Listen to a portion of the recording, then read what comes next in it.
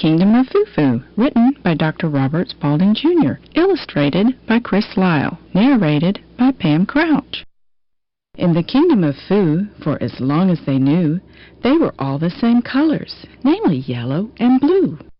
The Foo-Foos had feathers on top of their heads, just yellow and blue ones, no purples or reds. Its stiff tufty hair and its eyes mostly closed make a Foo-Foo look smug with its little pug nose.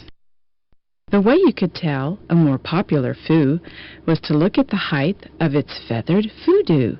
The grander the Foo, the taller the hair, so every Foo tended its hair with great care. As they traveled about, they tread very softly, keeping in kilter the hair they held loftily. The Foo-Foos find blue foods especially yummy, and happy the Foo with a full yellow tummy. The kingdom was sunny with almost no rain. Water came down from the flying Foo cranes. The cranes filled their beaks from Mount Foo-Foo's high creeks and brought water down to the lake in Foo Town. Ocean surrounds the whole kingdom of Foo, and who knows what lies out beyond all that blue.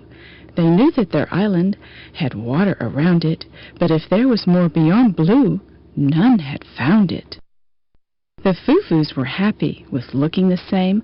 "We don't dare be different," is what they all claimed, for how could a Foo looking unlike the others possibly think they were sisters or brothers? One very strange morning, a dark cloud appeared. The Foo-Foos cried warning, "It's just as we feared!"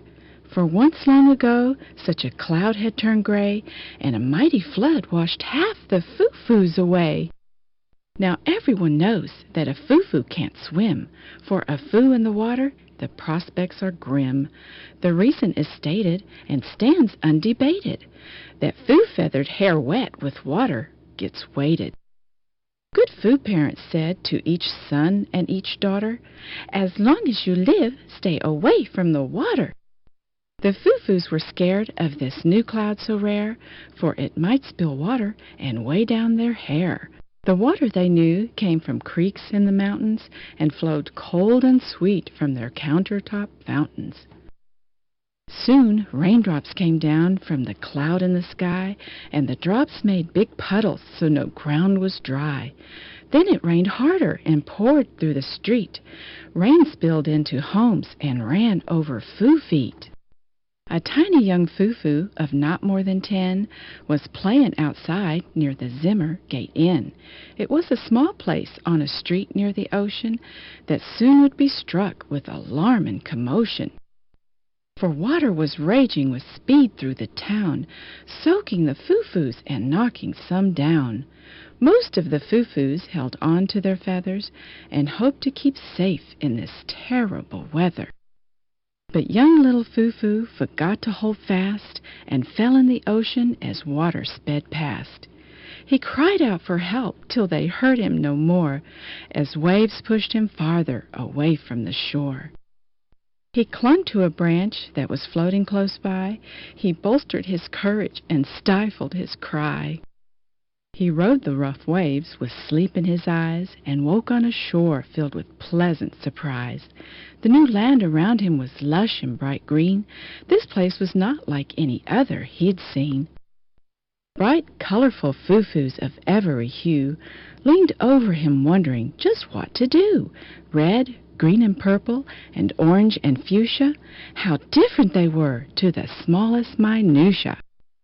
He thought of his home that was yellow and blue, and wondered if these Foos found him different too. "We want things the same," his family would say.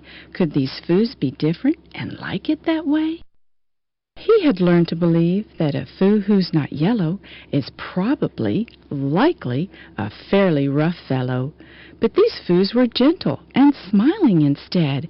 He could make friends with Foos purple and red. And these Foos could swim. They had learned very young to cover their hair with warm Foo fiddle gum. It came from the fruit of the Foo fiddle trees and kept their hair dry, so they floated with ease. They painted his hair and suggested he swim back home to the others who surely missed him. He knew now that Foos can be colorful too. Not every friend has to be yellow or blue. He arrived safe and sound to a joyous fanfare, with stories to tell and adventures to share. So linger and listen round Zimmer Gate Inn, and hear young Foo's story again and again. For now Foo differences cannot divide, because all Foos know they are special inside.